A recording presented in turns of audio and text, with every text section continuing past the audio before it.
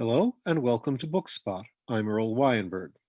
This time we continue our reading of The Rolling Stones by Robert Heinlein. Meade tapped on their door a little later. Castor let her in and looked her over. She was dressed in the height of fashion for the American Old West. Square dancing again, huh? Eliminations tonight. Look here, Cass, even if Daddy breaks loose from the money, you two might be stymied by being underage for an unlimited license, right? We figure on a waiver. They had also discussed blasting off without a waiver, but it did not seem the time to mention it. But you might not get it. Just bear in mind that I will be 18 next week. Bye now. Good night. When she had gone, Pollock said, "That's silly. She hasn't even taken her limited license." "No, but she's had astrogation in school and we could coach her." "Cass, you're crazy. We can't drag her all around the system. Girls are a nuisance." "You've got that wrong, Junior. You mean sisters. Girls are okay." Pollux considered this. "Yeah, I guess you're right. I'm always right." "Oh, so? How about the time you tried to use liquid air to—" "Let's not be petty." Grandmother Hazel stuck her head in next. "Just a quick battle report, boys. Your father is groggy but still fighting gamely." "Is he going to let us use the money?" "Doesn't look like it as of now. Tell me, how much did Ezekiel ask you for that Detroiter?" Castor told her. She whistled. "The gonnet," she said softly. "That unblushing groundhog. I'll have his license lifted." "Oh, we didn't agree to pay it." "Don't sign with him at all unless I'm at your elbow. I know where the body is buried." "Okay, look, Hazel, you really think that a Detroiter 7 is unstable?" She wrinkled her brow. "Its gyros are too little for the ship's moment of inertia. I hate a ship that wobbles. If we could pick up a war surplus triple duo gyro system cheap, you'd have something. I'll inquire around." It was much later when Mr. Stone looked in. "Still awake, boys?" "Oh, sure, come in." "About that matter we were discussing tonight." Pollock said, "Do we get the money?" Castor dug him in the ribs, but it was too late. Their father said, "I told you that was out, but I wanted to ask you, did you, when you were shopping around today, happen to ask about any larger ships?" Castor looked blank. "Why, no, sir, we couldn't afford anything larger, could we, Paul?" "Gee, no, why do you ask, Dad?" "Oh, nothing, nothing at all. Good night." He left.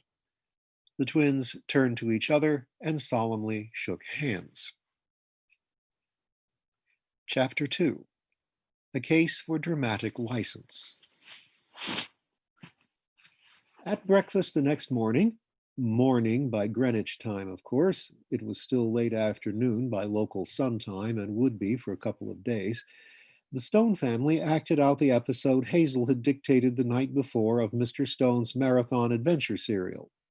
Grandma Hazel had stuck the spool of dictation into the autotyper as soon as she had gotten up.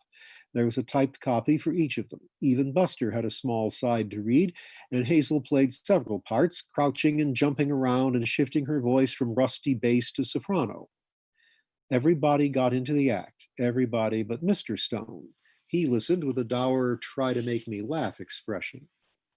Hazel finished her grand cliffhanging finale by knocking over her coffee. She plucked the cup out of the air and had a napkin under the brown flood before it could reach the floor under the urge of Moon's leisurely field. "Well," she said breathlessly to her son while still panting from the galactic overlord's frantic attempts to escape a just fate, "how about it? Isn't that a dilly? Did we scare the dickens out of him, or didn't we?"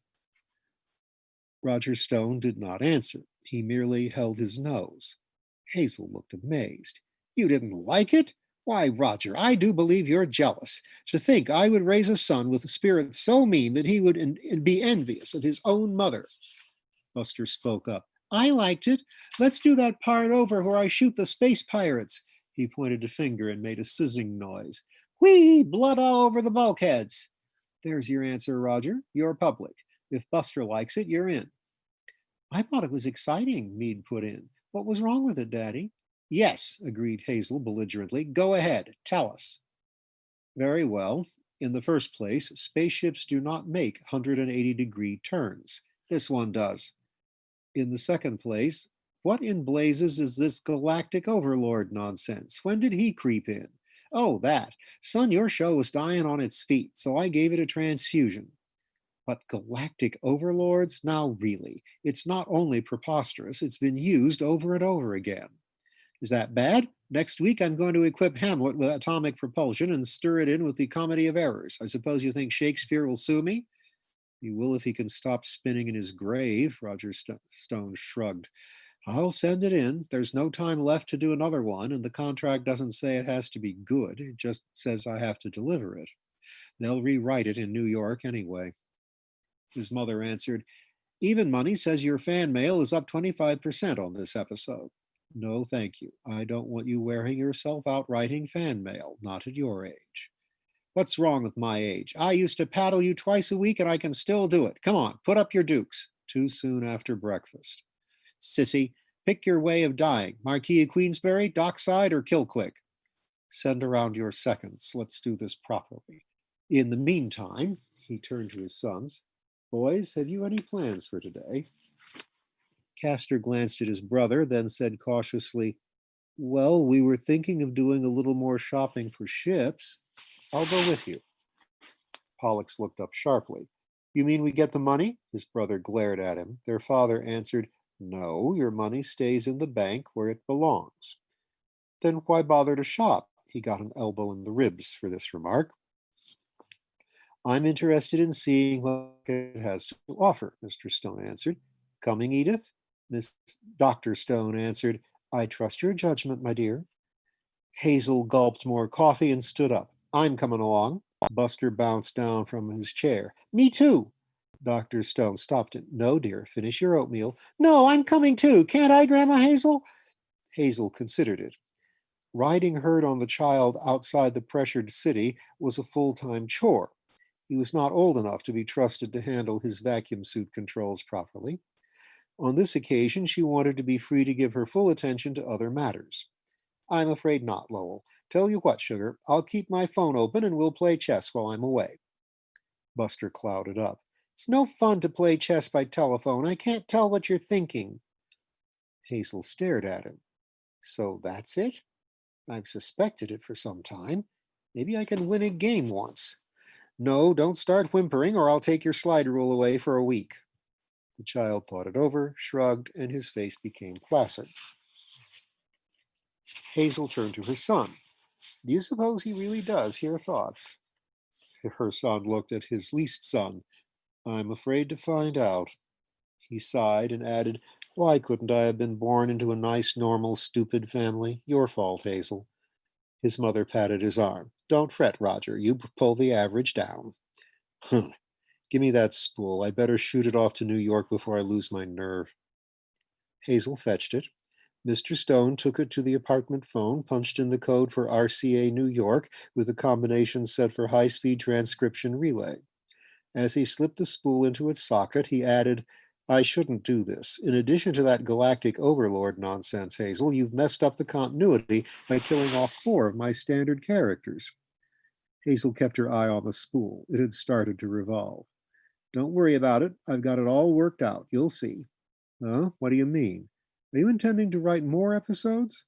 I'm tempted to go limp and let you struggle with it. I'm sick of it. It would serve you right, galactic overlord indeed.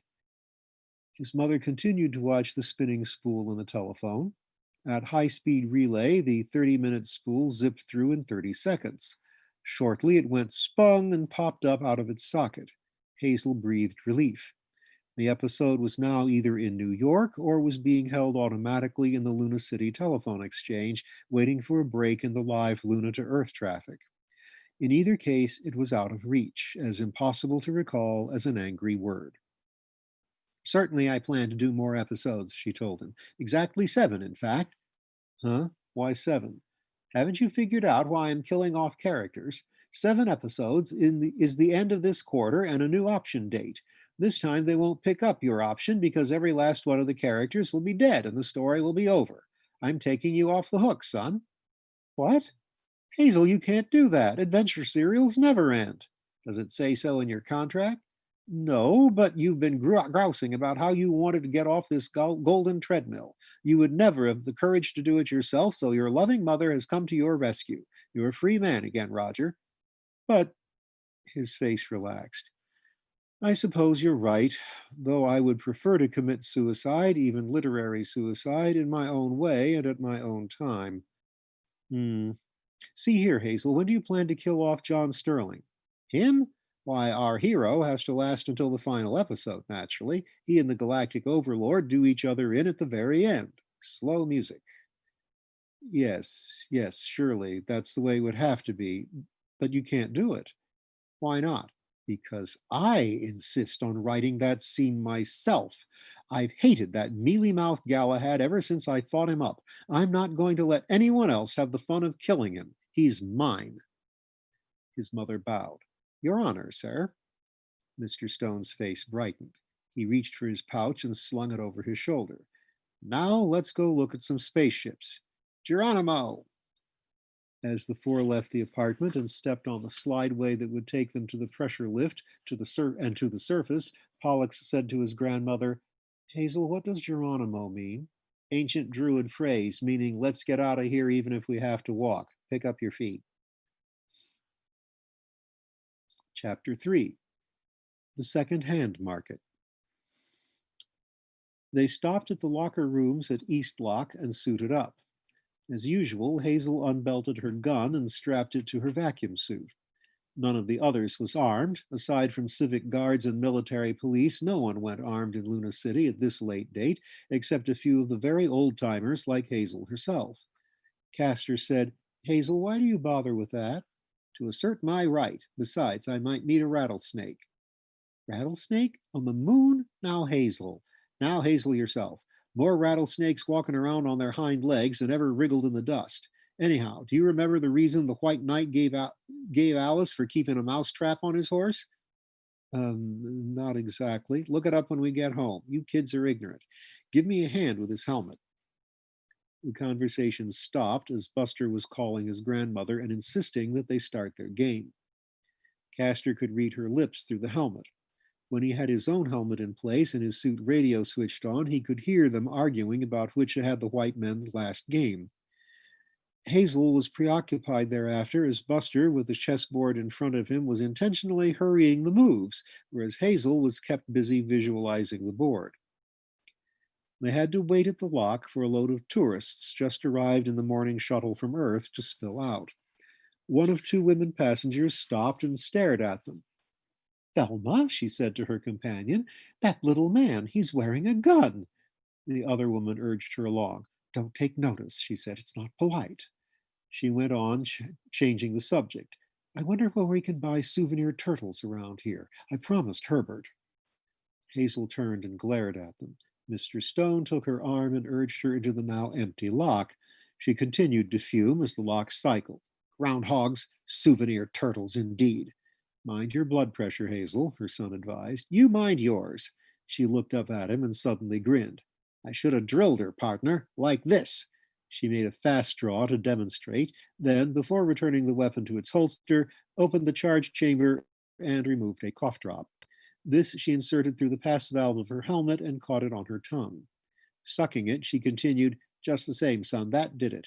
Your mind may not be made up, mine is. Luna is getting to be like any other anthill. I'm going out somewhere to find elbow room, about 250,000,000 miles of it. And how about your pension? Pension be hanged. I got along all right before I had it. Hazel, along with the other remaining founding fathers and mothers of the lunar colony, had been awarded a lifetime pension from a grateful city. This might be for a long period, despite her age, as the normal human lifespan under the biologically easy conditions of the moon's low gravity had yet to be determined. The Lunar City Geriatrics Clinic regularly revised the estimate upward. She continued, How about you? Are you going to stay here like a sardine in a can? Better grab your chance, son, before they run you for office again. Queen to King's Bishop 3, lol. We'll see. Pressure is down. Let's get moving. Castor and Pollux carefully stayed out of the discussion. Things were shaping up. As well as dealer Dan's lot, the government salvage yard and that of the bankrupt Hungarian were, of course, close to all of them were, of course, close to the spaceport. The Hungarian's lot sported an ancient sun-tarnished sign, bargains, bargains, bargains, going out of business. There were no bargains there, though, as Mr. Stone decided in 10 minutes and Hazel in 5. The government salvage yard held mostly robot freighters without living quarters, one-trip ships, the interplanetary equivalent of discarded packing cases, and obsolete military craft unsuited for most private uses. They ended up at a Zekian slot. Alex headed at once to the ship he and his brother had picked out. His father immediately called him back. Hey, Paul, what's your hurry? Don't you want to see our ship? Your ship? Are you still laboring under the fantasy that I'm going to let you two refugees from a corrective school buy that Detroiter? Huh? Then what did we come out here for? I want to look at some ships, but I am not interested in a Detroiter 7. Pollux said, Huh? See here, Dad, if we aren't going to settle for a jump bug, we need a. The rest of his protest was cut off as Castor reached over and switched off his walkie talkie. Castor picked it up. What sort of ship, Dad? Paul and I have looked over most of these heaps one time or another. Well, nothing fancy. A conservative family job. Let's look at that Hanshaw up ahead. Hazel said, I thought you said Hanshaws were fuel hogs, Roger. True, but they are very comfortable. You can't have everything. Why not? Pollux had switched his radio back on immediately. He put in, Dad, we don't want to run about. No cargo space. Castor reached again for his belt switch. He shut up. But Mr. Stone answered him, Forget about cargo space. You two boys would lose your shirts if you attempted to compete with the sharp traders running around the system. I'm looking for a ship that will let the family make an occasional pleasure trip. I'm not in the market for a commercial freighter. Pollux shut up.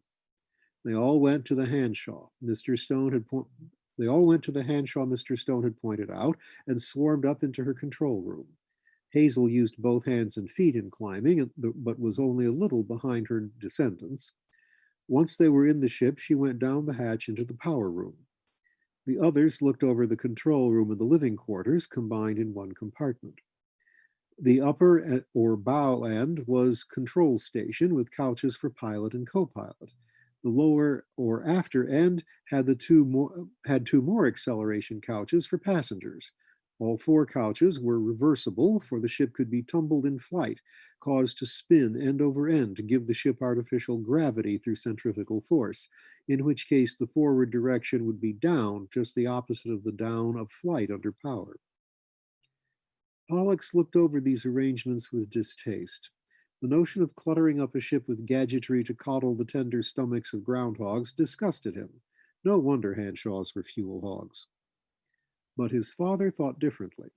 He was happily stretched out in the pilot's couch, fingering the controls. This baby might do, he announced, if the price is right. Castor said, I thought you wanted this for the family, Dad. I do.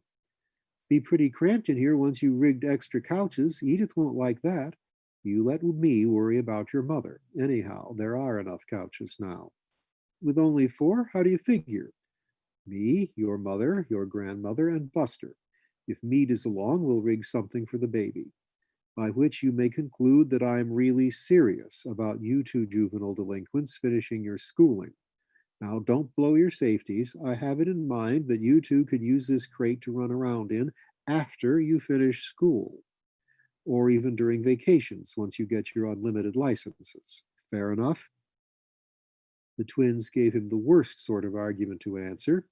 Neither of them said anything. Their expressions said everything that was necessary. Their father went on, See here, I'm trying to be fair and I'm trying to be generous, but how many boys your age do you know or have even heard of who have their own ship? None, right? You should get it through your heads that you are not supermen. Castor grabbed at it. How do you know we aren't supermen? Pollux followed through with, Conjecture, pure conjecture.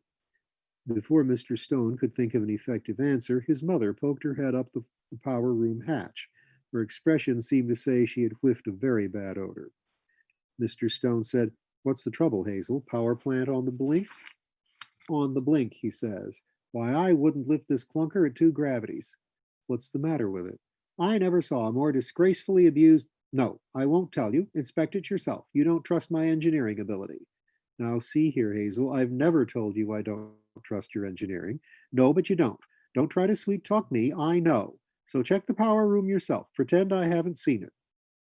Her son turned away and headed for the outer door, saying huffily, I've never suggested that you did not know power plants. If you were talking about that gantry design, that was 10 years ago. By now, you should have forgiven me for being right about it. To the surprise of the twins, Hazel did not continue the argument, but followed her son docilely into the airlock. Mr. Stone started down the rope ladder. Castor pulled his grandmother aside, switched off both her radio and his, and pushed his helmet into contact with hers so that he might speak with her in private. Hazel, what's wrong with the power plant? Paul and I went through the ship last week. I didn't spot anything too bad. Hazel looked at him pityingly. You've been losing sleep lately? It's obvious. Only 4 couches. Oh. Castor switched on his radio and silently followed his brother and father to the ground. Etched on the stern of the next ship they visited was Cherub, Roma, Terra. And she actually was of the Carlotti Motors Angel series, though she resembled very little the giant archangels. She was short, barely 150 feet high, and slender, and she was at least 20 years old. Mr. Stone had been reluctant to inspect her. She's too big for us, he protested, and I'm not looking for a cargo ship. Too big how? Hazel asked. Too big is a financial term, not a matter of size, and with her cargo hold empty, think how lively she'll be. I like a ship that jumps when I twist its tail, and so do you. Yes, he admitted. Well, I suppose it doesn't cost anything to look her over. We're talking saner every day, son. Hazel reached for the rope ladder. The ship was old and old-fashioned, and she had plied many a lonely million miles of space, but thanks to the preservative qualities of the moon's airless waste, she had not grown older since the last time her jets had blasted. She had simply slumbered timelessly, waiting for someone to come along and appreciate her sleeping beauty. Her air had been salvaged, there was no dust in her compartments. Many of her auxiliary fittings had been stripped and sold, but she herself was bright and clean and space-worthy. The light Hazel could see in her husband's eye, excuse me, the light Hazel could see in her son's eyes, she judged to be love at first sight. She hung back and signaled the twins to keep quiet. The open airlock had led them into the living quarters, a galley saloon, 2 little staterooms, and a bunk room. The control room was separate above them and was a combined con and com. Roger Stone immediately climbed up into it. Below the quarters was the cargo space, and below that the power room. The little ship was a passenger-carrying freighter, or conversely, a passenger ship with cargo space. It was this dual nature which had landed her an unwanted orphan in Dealer Dan's second-hand lot. Too slow when carrying cargo to compete with the express liners, she could carry too few passengers to make money without a load of freight. Although of sound construction, she did not fit into the fiercely competitive business world. The twins elected to go on down into the power room. Hazel poked around the living quarters, nodded approvingly at the galley, finally climbed up into the control room. There she found her son stretched out in the pilot's couch and fingering the controls. Hazel promptly swung herself into the co-pilot's couch, settled down in the bare rack, the pneumatic pads were missing, and turned her head toward Roger Stone. She called out, All stations manned and ready, Captain. He looked at her and grinned. Stand by to raise ship. She answered, Board green, clear from the tower, ready for count-off. Minus 30, 29, 28. He broke off and added sheepishly, It does feel good. You're darn tootin' it does. Let's grab ourselves a chunk of it before we're too old. This city life is getting us covered with moss. Roger Stone swung his long legs out of the pilot's couch. Maybe we should. Yes, we really should. Hazel's booted feet hit the deck plates by his. That's my boy. I'll raise you up to man size yet. Let's go see what the twins have taken apart. The twins were still in the power room. Roger went down first. He said to Castor, Well, son, how does it look? Will she raise high enough to crash? Castor wrinkled his forehead. We haven't found anything wrong exactly, but they've taken her boost units out. The pile is just a shell. Hazel said, What do you expect? For him to leave hot stuff lying in a decommissioned ship? In time, the whole stern would be radioactive, even if somebody didn't steal it. Her son answered, "Quit showing off, Hazel. Cass knows that. We'll check the log data and get a metallurgical report later, if we ever talk business." Hazel answered, "King's knight to queen's bishop 5. What's the matter, Roger? Cold feet?" "No, I like this ship, but I don't know that I can pay for her. And even if she were a gift, it will cost a fortune to overhaul her and get her ready for space." "Pooh, I'll run the overhaul myself, with Cass and Paul to do the dirty work. Won't cost you anything but dockage. As for the price, we'll burn that bridge when we come to it." "I'll supervise the overhaul myself. Want to fight? Let's go down and find out just what inflated notions Dan Ezekian has this time. And remember, let me do the talking." "Now, wait a minute. I never said I was going to buy this bucket. Who said you were? But it doesn't cost anything to dicker. I can make Nancy reason." Dealer Dan Ezekian was glad to see them, doubly so when he found that they were interested not in the Detroiter 7, but in the larger, more expensive ship. At Hazel's insistence, she and Ezekian went into the inner office alone to discuss prices. Mr. Stone let her get away with it, knowing that his mother drove a merciless bargain. The twins and he waited outside for quite a while. Presently, Mr. Ezekian called his office girl in. She came out a few minutes later to be followed shortly by Ezekian and Hazel. "It's all settled," she announced, looking smug. The dealer smiled grudgingly around his cigar. "Your mother's a very smart woman, Mr. Mayor." "Take it easy," Roger Stone protested. "You are both mixed up in your timing. I'm no longer mayor, thank heaven, and nothing is settled yet. What are the terms?" Ezekiel glanced at Hazel, who pursed her lips. "Well, now, son," she said slowly, "it's like this. I'm too old a woman to fiddle around. I might die in bed waiting for you to consider all sides of the question. So I bought it." "You?" "For all practical purposes. It's a syndicate. Dan put up the ship, I wangle the cargo, and the boys and I take the stuff out to the asteroids for a fat profit. I've always wanted to be a skipper." Castor and Pollux had been lounging in the background, listening and watching faces. At Hazel's announcement, Pollux started to speak. Castor caught his eye and shook his head. Mr. Stone said explosively, "That's preposterous. I won't let you do it." "I'm of age, son." "Mr. Zekin, you must be out of your mind." The dealer took his cigar and stared at the end of it. "Business is business." "Well, at least you won't let my boys get mixed in it. That's out." Said Hazel. "Maybe, maybe not. Let's ask them. They're not of age." "No, not quite. But suppose they went to court and asked that I be appointed their guardian." Mr. Stone listened to this quietly, then turned to his sons. "Cass, Paul, did you frame this with your grandmother?" Pollux answered, "No, sir." "Would you do what she suggests?" Castor answered, "Now, Dad, you know we wouldn't like to do anything like that." "But you would do it, eh?" "I didn't say so, sir." Hmm. Mr. Stone turned back. "This is pure blackmail, and I won't stand for it. Mr. Ezekian, you know that I came here to bid on that ship. You know that my mother was to bargain for it as my agent. You both know that you made a deal behind my back. Now, either you set that so-called deal aside and we start over, or I haul both of you down to the Better Business Bureau." Hazel was expressionless. Mr. Ezekian examined his rings. "There's something to what you say, Mr. Stone. Suppose we go inside and talk it over." "I think we had better." Hazel followed them in and plucked at her son's sleeve before he had a chance to start anything. "Roger, you really want to buy this ship?" "I do." She pointed to papers spread on Ezekiel's desk. "Then just sign right there and stamp your thumb." He picked up the papers instead. They contained no suggestion of the deal Hazel had outlined. Instead, they conveyed to him all right, title, and interest in the vessel he had just inspected, and at a price much lower than he had been prepared to pay. He did some hasty mental arithmetic and concluded that Hazel had not only gotten the ship at scrap metal prices, but also must have bulldozed Ezekiel into discounting the price by what it would have cost him to cut the ship up into pieces for salvage. In dead silence, he reached for Mr. Ezekiel's desk stylus, signed his name, then carefully affixed his thumbprint. He looked up and caught his mother's eye. Hazel, there is no honesty in you, and you will come to a bad end. She smiled. Roger, you do say the sweetest things.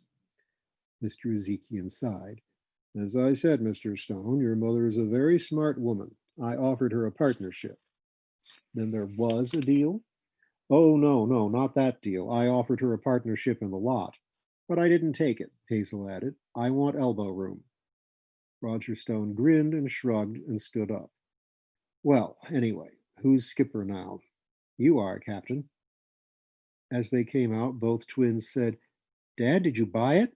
Hazel answered, Don't call him Dad. He prefers to be called Captain. Oh, likewise, oh, Paul repeated. Dr. Stone's only comment was, Yes, dear, I gave them notice on the lease. Meade was almost incoherent. Lowell was incoherent. After dinner, Hazel and the twins took Meade and the baby out to see their ship. Dr. Stone, who had shown no excitement even during the great meteor shower, stayed home with her husband. He spent the time making lists of things that must be attended to, both in the city and on the ship itself, before they could leave. He finished by making a list that read as follows: myself, skipper; Castor, first officer and pilot; Meade, second officer and assistant cook; Hazel, chief engineer; Pollux, assistant engineer and relief pilot; Edith, ship's surgeon and cook; Buster, supercargo. He stared at it for a while, then said softly to himself, Something tells me this isn't going to work. And we'll see if it works or not, or how it works, next time.